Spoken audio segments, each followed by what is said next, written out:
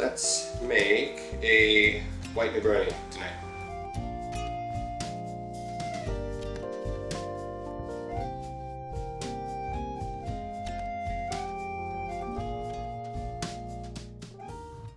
Hi. So, why are we going to make a White Negroni? I want to get out of here. Right now it is rainy and dark in Brooklyn, and I want to be in the sun with no rain. That's my cat, Nabby. Say hi, Nabby.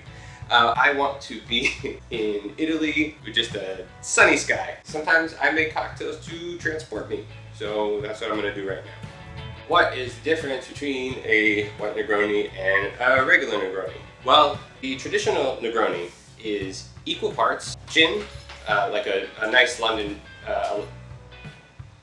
my cat's jumping around, like a London dry gin, Campari, and a sweet vermouth, particularly Vermouth di Torino. Tiny little bit of fun history. The original Negroni is a variation of a cocktail called Mito. Mito is short for Milano Torino.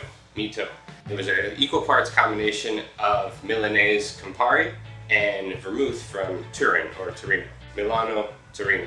The Negroni is a variation on the Mito, which is basically just a Mito with gin. If you subbed out the gin for champagne, you would have a Sbagliato or a Negroni Sbagliato, which is delightful, and I kind of want one of those right now. But we're making a White Negroni. A White Negroni subs out the traditional Campari for Suze, which is a gentian Amaro from France. Gentian is this really kind of beautiful, extremely bitter, but floral and really refreshing kind of flavor. I highly recommend having a bottle of it. It's also a very nice looking bottle. And instead of sweet vermouth, we're going to go with Blanc vermouth. Dry vermouth can be used as well, but Blanc is, it kind of just, I guess, gets out of the way of the gentian flavor. Kind of lets the Suze take center stage here.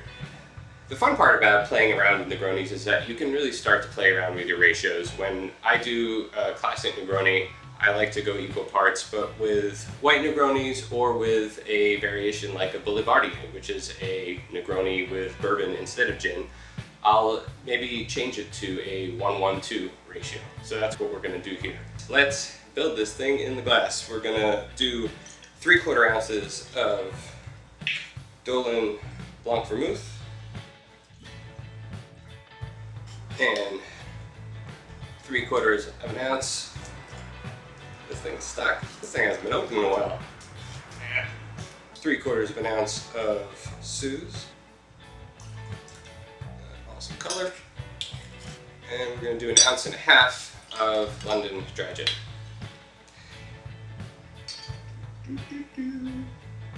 And when I'm jiggering, always pouring right up to the top of the jigger line to make sure that our ratios are accurate. If you've watched any of my other cocktail videos, you've probably seen me use a lot of big chunks of ice. This is no different. I do believe that ice is the unsung ingredient in any cocktail, and we're going to build this Negroni on one giant piece of clear ice, which you can make at home. I made this block at home. As beautiful and wonderful as it is, it's not that hard, and I'm going to show you how to do that in another video. So I'm just going to chop the edge of that down just so that the bottom fits in the glass.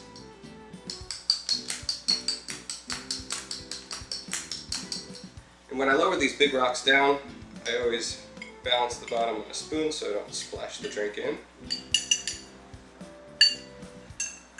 And I'll stir for maybe about 15 seconds. The thing with building a drink on a big rock is that it dilutes slowly over time, and it's nice, like the drink actually kind of opens up as this ice very slowly dilutes. So you can have your drink at a slightly warmer temperature when it's first served, and then over time as you're talking with yourself, if you live in an apartment with your cat, or if you're at a bar with somebody, and you're talking and you start to notice the drink will open up and change flavor over time.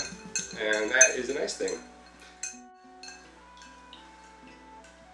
For a standard Negroni, the traditional garnish is a orange wedge or an orange peel. I greatly prefer a peel garnish to a wedge of fruit garnish just because In a few cases, you might want to squeeze a fruit into your drink. It's very rare that you want like a little bit of orange juice in a cocktail, but what you really do want is the essential oils that come out of the skin. Since it's a white Negroni, we're not doing an orange twist. We're going to go with a lemon twist, although a grapefruit twist is also very highly appealing for a white Negroni garnish. But lemon is what we got.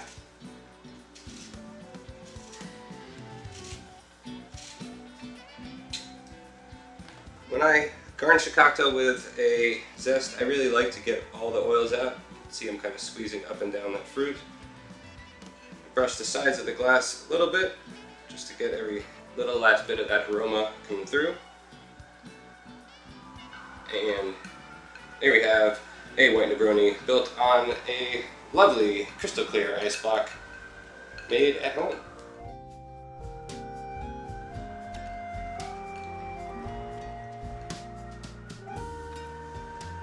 This is incredible.